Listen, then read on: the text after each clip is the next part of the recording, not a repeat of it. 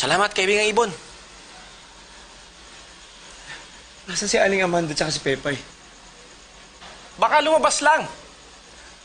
Bombi, babahin na ulit ako Alam mo na gagawin mo pag naging tao ako. Huwag kang papayag na hindi ko maiinom yung pangontra sa gayuma. Kahit si Bito ang hahanapin ko, oras na maging tao ako. Oo, pipilitin kita.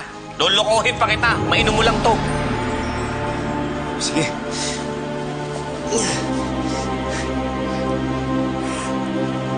Hatsing!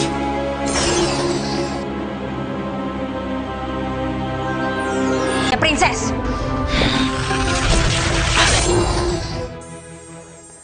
Bito? Nasaan si Bito? Sandali! Elfino, huwag ka muna lumabas. Kailangan mo mainom to. Ano ba yan? Kailangan kong makita si Bito. Sandali, importanteng mainom mo to. May wagang bulaklak to para mabasbasan ang pag-iibigan nyo ni Bito. Talaga? Oo, bilis! Sige. Kailangan mawala ang kahibangan mo kay Bito.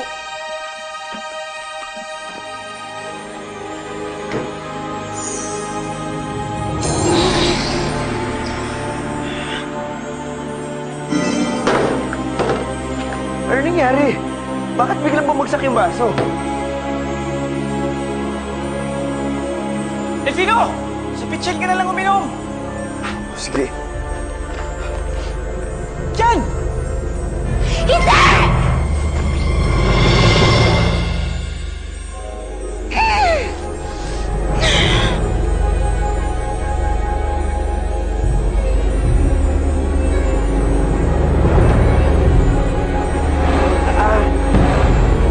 Sakit sa ulo.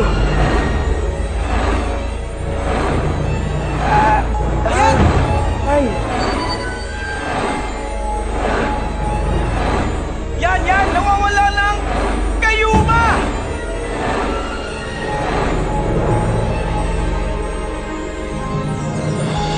Bombi, ano nangyari? Ha? Ano? Sabihin mo sa akin, sino ang tunay na mahal mo? Si Bito o si Princess? Bakit tinatanong mo yun? Siyempre si Pepay. Yan! Si Princess talaga ang mahal mo. Nagogi kayo ngayon! Pero ako pa rin ang magwawagi sa dulo!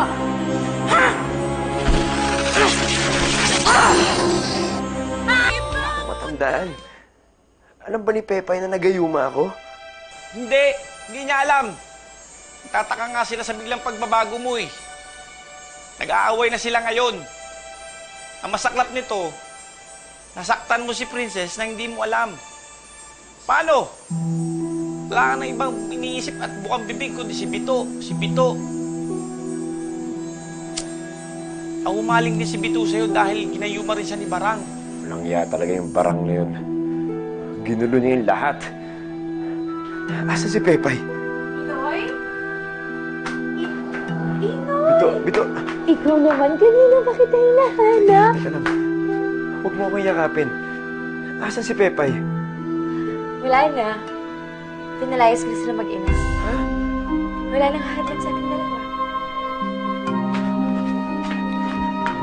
Inoy? Inoy!